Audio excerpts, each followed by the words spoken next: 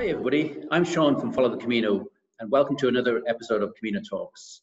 I'm here today with a Professor of Art History, Dr. Jennifer Alexander from Warwick University in England. Welcome.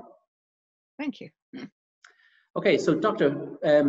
Alexander, first of all, thank you for joining us. Perhaps you could give us a little overview of who you are and what your work is, if you don't mind. Okay, slight correction. I haven't yet made professor. I'm actually reader in art history, but professor sounds good. I work on medieval buildings. In particular, I'm interested in the way that these buildings are constructed. My area of expertise is actually masons' marks. These ciphers that are left on the building by the constructing masons, in fact, when they're cutting the stone in the quarry, to determine how they get paid for the work they're doing. And various other things as well come under that sort of heading. Okay, great. Thank you. So the reason I contacted you is because I came across an article in the Observer newspaper a few weeks ago talking about kind of a selfie hidden in the eaves of the cathedral in Santiago de Compostela. Perhaps you could talk through why that article was produced or what was interesting about that. Yeah, this was something that we spotted when we were working in the building a few years ago. And a journalist contacted me for a story, and I thought this would make a nice piece to talk about. What happened was that we were studying the building stone by stone. So we were upstairs in the building in the galleries, and we were looking at every piece of stonework up there to see if it was marked. And in particular, we were looking at the carved capitals, and we thought, goodness me, at this height where nobody can see them, they're all the same, and they're all rather dull. And then suddenly there's a little figure in one of them, and he's hanging onto the capital. He's got a little smile on his face, and suddenly it occurred to us, this is one of the stonemasons. He's put himself on the capital just as a mark of devilment, I think. I've done 15 of these all the same. I'm going to do one slightly different. And if the boss doesn't mind, then I'm going to immortalize myself in stone. And this is something that stonemasons do. I was talking to one who's working on a restoration project at the moment, and he said, I had a word with the boss and I was allowed to put my pet on the carving when we finished it. It's high up, nobody will see it. I said, well, what's your pet? And he said, it's a ferret. So in future, somebody's going to ask the question, why is there a ferret on Lincoln Cathedral? And the answer is it was a stonemason's pet. So these are the sort of touches which really bring the buildings to life for us, I think.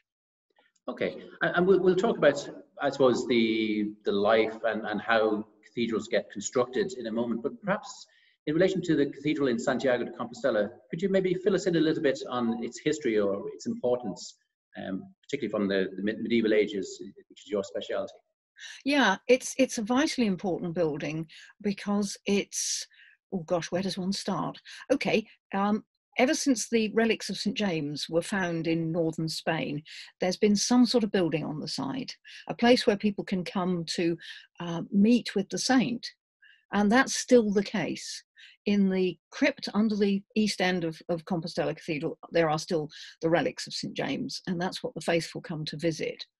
And so there has to be a place where you come to venerate the saint, make contact with him, and perhaps hope that your prayers will be answered. And gradually over the years, the building has become more and more elaborate. So each time perhaps there's a new person in charge in Compostela, or a lot of money comes in, they can afford to build a new building. And in the late 11th century, they started building the great cathedral we can see today. They had to build it around an existing one, and that gave them a few problems in putting the whole thing up. But these were overcome. And from the late 11th century onwards, we get the fabulous building we've got now. And they virtually built it end to end during the 12th century.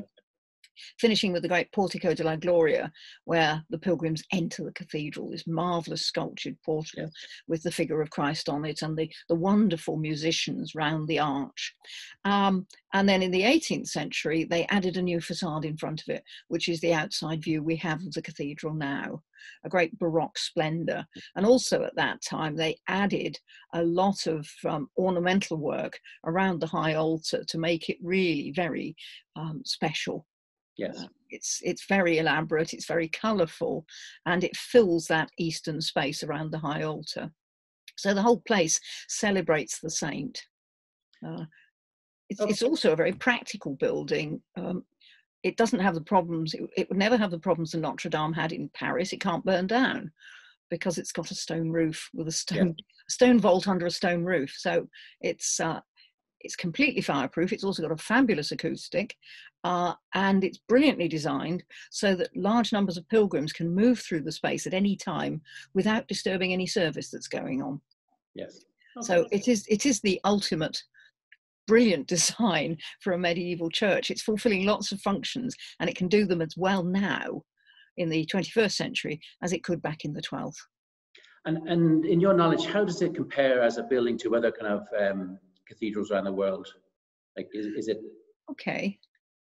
It's one of the most significant, and it's got this extraordinary feature in that it was replicated almost exactly in a series of other buildings on the pilgrim routes. So if you're coming down from France and you come through Conques, which is a little town in the hills in southern France. And there's the little church of Saint-Foy at Conques, and it's a miniature version of Compostela. It replicates it on a smaller scale. So for pilgrims who can't do the whole pilgrimage all the way down through France, across the Pyrenees and across the northern Spain, if they stop at Conques, they've made a significant part of their pilgrimage. And they've reached a place which reminds them of Compostela. And there were 5 of these churches dotted across the pilgrim routes so that people could have the sense of having achieved an important part of their pilgrimage, even if their resources didn't allow them to take the whole pilgrimage. And they could start again there next time when they had the chance. So this is really unusual in medieval buildings. They very rarely copy each other exactly, but the Compostela archetype is the one that's chosen for these significant buildings on the pilgrim route. Very interesting. So can you maybe talk a little bit about how a cathedral gets constructed? Because I understand the cathedral in Santiago de Compostela, it took maybe 100 to 150 years to build. How does that process work? Who pays for that work? And as people die, how do they keep to the plan, or do plans change all the time? How does it get funded? What is the process? Okay, those are really big questions. Money drives a lot of this. If there's good funding, then a building can go up quite quickly.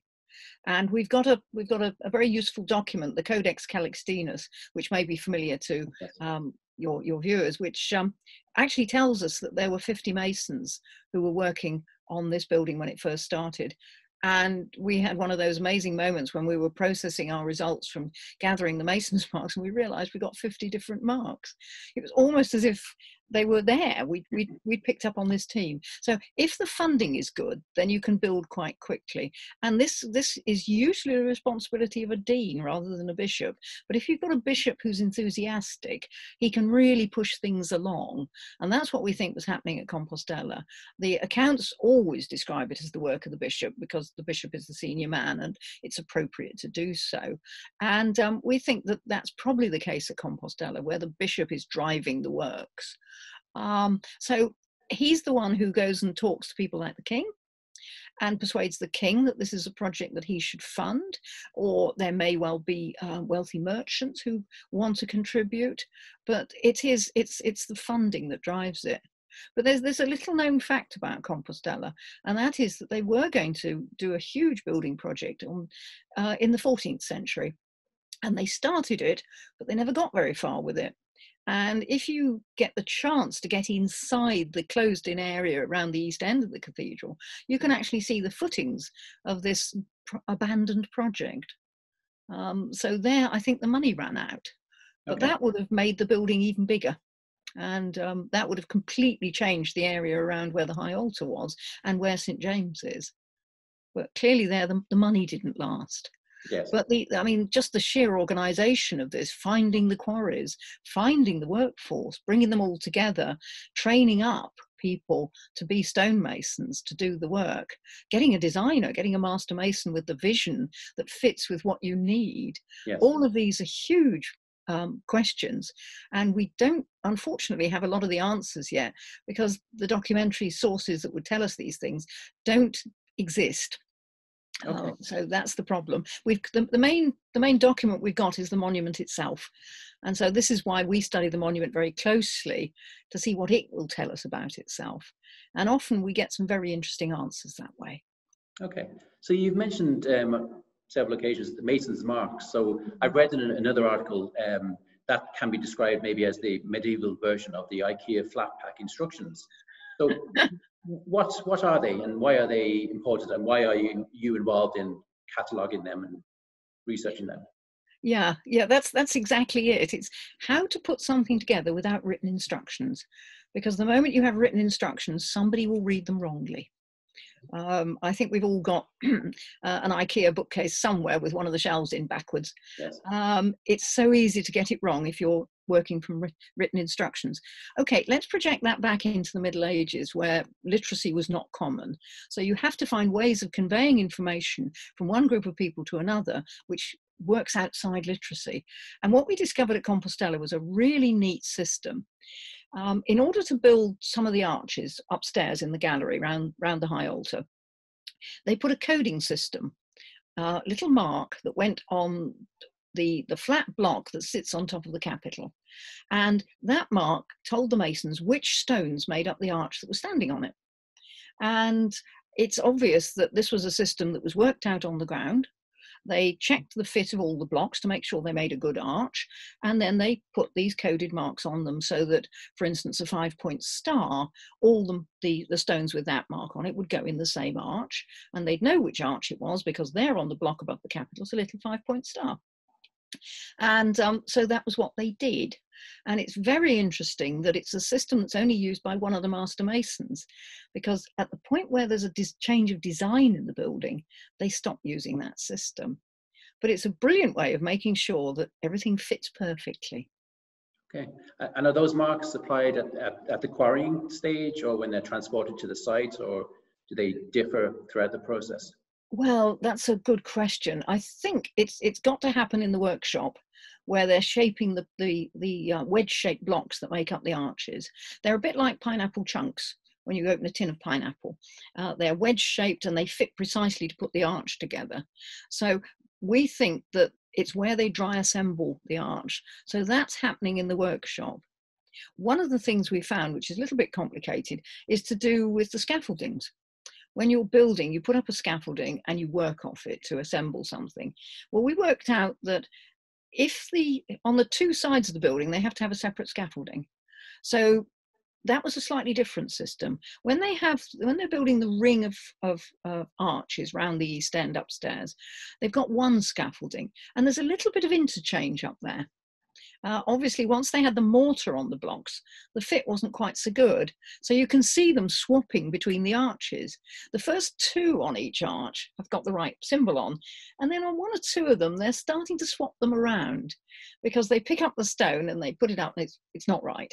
Yeah. So, too much mortar or not enough mortar. So they reach for the chap working next to them and say, have you got one that's a little bit bigger than this? And the chap says, yeah, have this one. So they put that one in. So it goes a little bit out of kilter, okay. But it's because they're working together on the scaffolding and they can do that.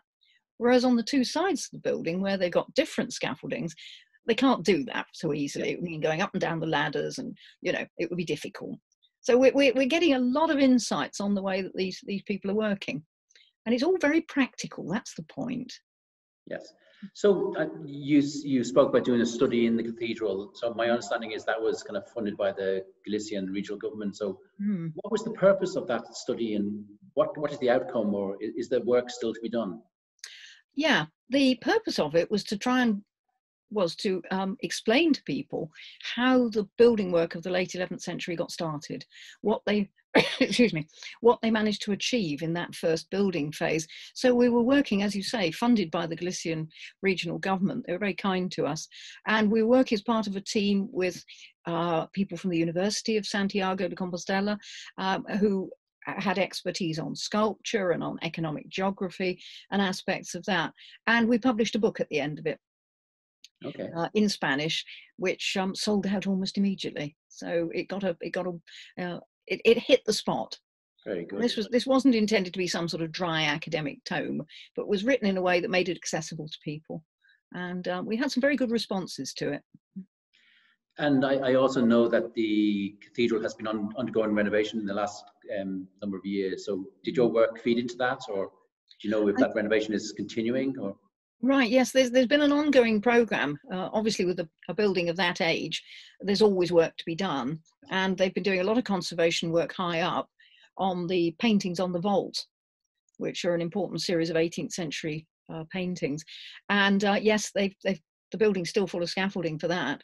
So they're working in the crossing area at the moment. And yes, they are aware that these masons' marks need to be recorded. And we would very much like to go back and do more work there as soon as conditions allow us to. yes, indeed, indeed. So when I was researching your work and the articles, it put me in mind of a book that I read a number of years ago. I think it's quite famous. It's called Pillars of the Earth by an English author, Ken Follett. And for me, it was a trilogy set around the building of a cathedral and a town in medieval England, spread over hundreds of years. And it went from almost like a village where there's nothing, and then the whole process and the history and the wars and the fighting and the intrigue in building a cathedral and a cathedral town. So does the content of that book or books ring true to you? Yeah, Ken Follett sought advice on writing that for the architectural aspects of it. And he was advised by a leading architectural historian to make sure he got the detail right. And he's very subtle in his writings. His characters really come to life, and you really get a sense of what it must have been like to be there at the time. And equally, he doesn't make them do anything that they wouldn't have done at the time. So he modelled his building on the great early Gothic Saint-Denis in the northern suburbs of Paris, where Gothic architecture starts. So his protagonist is the man that is involved in bringing this new style of architecture to life. And he very carefully doesn't have the abbot of Saint-Denis as the man who comes up with the ideas. And that is exactly right, because in the 19th century, everybody assumed that because the abbot of Saint-Denis writes an amazing account of his own exploits and puts himself dead center in it, people got the view that it was this Abbot Suger, who came up with Gothic architecture. And Ken Follett was very anxious to avoid that. Yes. So I admire his writings, I must say. And for me, it depicted the kind of different hierarchies in the stonemasons and kind of the apprentices and the juniors and the masters and so on. So can you maybe talk just briefly about that kind of hierarchy? Who was a stonemason? Why was it a good job?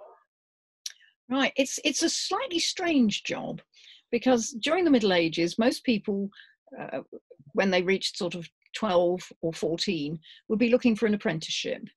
And most of the apprenticeships were in guilds. So it would be within their hometown, and they'd go away. Well, they wouldn't go away. They'd sign up to be a silversmith or a saddler or a potter or something like that. And they would be trained, and they would make their works, and they'd stay in their hometown. But stonemasonry stood outside that system because most towns couldn't support an industry for stone building. They might have a church that was stone, but very few other buildings. So what we have instead is a system based on the quarries and on the big building sites, like Compostela itself, where you would have a long tradition of training people, and people would be sent away from home for this. So you'd get somebody, a likely person, usually a boy, who would go away and train as a stonemason for 7 years. And during that time, he'd learn how to make squared blocks precisely. And that's an incredibly skilled job to get the cube block exactly square. He'd also learn how to do basic carving, how to do mouldings around doorways, how to carve straightforward capitals, and the very skilled job of carving these things from a template. Now, the master mason is the man that designs those templates. He's the individual, and I'm afraid we don't have any references to female masters yet, but they may be out there. And these are the people who can envisage something in 3 dimensions and then break it down to 2 dimensions, so that you design a template which will then be put on the flat block of a piece of stone. And from that, the mason carves down, and he creates the elaborate shapes of a moulding for a doorway or a window. So the master mason has those gifts. And you've got to be a master, having completed your apprenticeship, the master would look around at the newly qualified masons and he would see, oh, you know, so-and-so over there's got particular drawing skills, or he's a particularly bright person. And they would then do a second apprenticeship and work with the master. And they would be taught things like, wow, let me show you one of the secrets of the master masons. I was doing this with students yesterday. This is a piece of string with 13 knots in. Okay. And these have turned up in Egyptian pyramids and on medieval building sites. And these are ways of laying out things like a right angle on the ground. With 13 knots, if you lay out a triangle with sides of 3, 4, and 5 knots, you get a right angle. It's Pythagoras, but you don't need to know it's Pythagoras. It's simply practical geometry. These are the secrets of the medieval masons, how to do things like that, and how to know how high you can build relative to the width of the building for the building to be safe and also to look fabulous.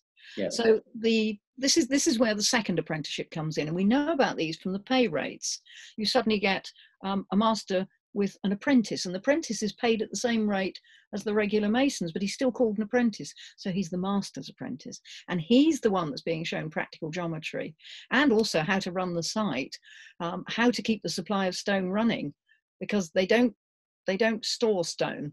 Yeah. They cut it and use it almost immediately because they don't have to pay for storage. So there's things like that, and they organize the whole process, and they also have engineering skills. So that's the system.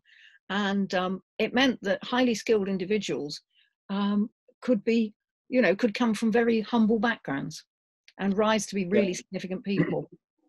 So in Santiago de Compostela, do you think the stonemasons were local, or did they travel from other countries or regions to Santiago, or how were they recruited? Yeah, excuse me. Yeah, that's a hard question to answer. One of the things I'm thinking about quite hard is, did they get brought in? Was the promise of a good secure job for a few years enough to make people leave home in Cléon or Burgos or even perhaps France and make the journey to this remote part of Spain in order to work on a project? There had to be the promise that there would be a good job for a number of years.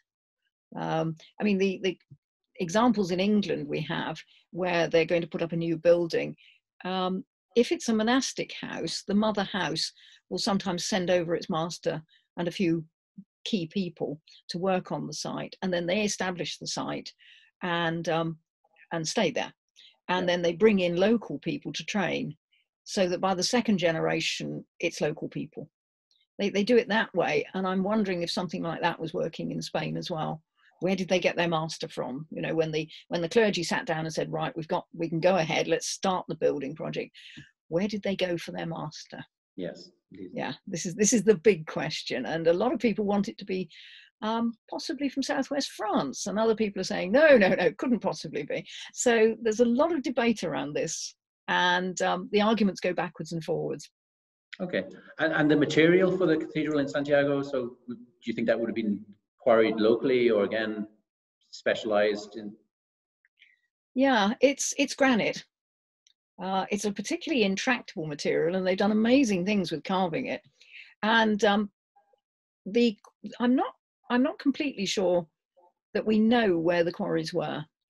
Usually they try and move stone as short a distance as possible. They do have the advantage that the coast isn't that far away, and where possible they ship stone down the rivers and across the sea. So it's possible that they were moving it that way. But there's a lot of questions still to be answered, such as how long was the building season? I mean, the climate in Compostela is pretty much like Atlantic climate anyway. They get a lot of rain, and so in England, for instance, there's no building work done in the winter because of the risk of frost. Yeah. The idea being that because you're building a construction that's got an outer skin of two skins of stone with rubble in the middle, and so when it comes to the winter, you don't want the frost getting in and cracking the stone through the expansion of the freezing water. So they thatched the walls and sent everybody home. Yes. We don't know if they're doing that in Compostela. I mean, it's not that cold because we've noticed that birds continue to nest or live in the cloister at Compostela right through the winter, so it's not that cold. Whereas in England, the equivalent birds would have left for South Africa. Yeah. So it's now not that cold. What was it like in the 12th century? Were they able to carry on working through the winter? You know, there's so many questions one needs to ask, and so many different people we need to talk to. Climatologists, what was Compostela's weather like in 1120? Yes. Okay. Interesting. Again, doing research on you, I noticed you did an interview last year in relation to the burning of the spire in Notre Dame, and you were asked the question, should it be replicated in the way it was, or should there be a modern design put in it? And I know this was a big debate in France, and you gave quite an interesting answer there. You kind of were leaning towards, let's do a modern version of it. Yeah. It's because that's what they did in the medieval past. They respected their predecessors' work, but they always added something of their own. And so they wouldn't have said, well, we've got something that we've lost, let's just pretend it never happened. They've always said, let's make something better out of this. Let's take this opportunity to do something spectacular from our own age, to make our own contribution to the history of this building. And that spire at Notre Dame in Paris was built by Viollet-le-Duc, the great 19th century restorer. I mean, it was a beautiful object in its own right. He claimed that he found the footings for it actually within the roof in Paris, and I'm sure he did, but what he came up with was his version of a Gothic flesh. Yes. So have we got to replicate a 19th century version of a medieval flesh, or do we take the opportunity to come up with something really interesting and bold? And this is where we have the problem now, that we seem to have this sort of lack of confidence in our own skills in design that wasn't there in the Middle Ages. They were convinced they could do better.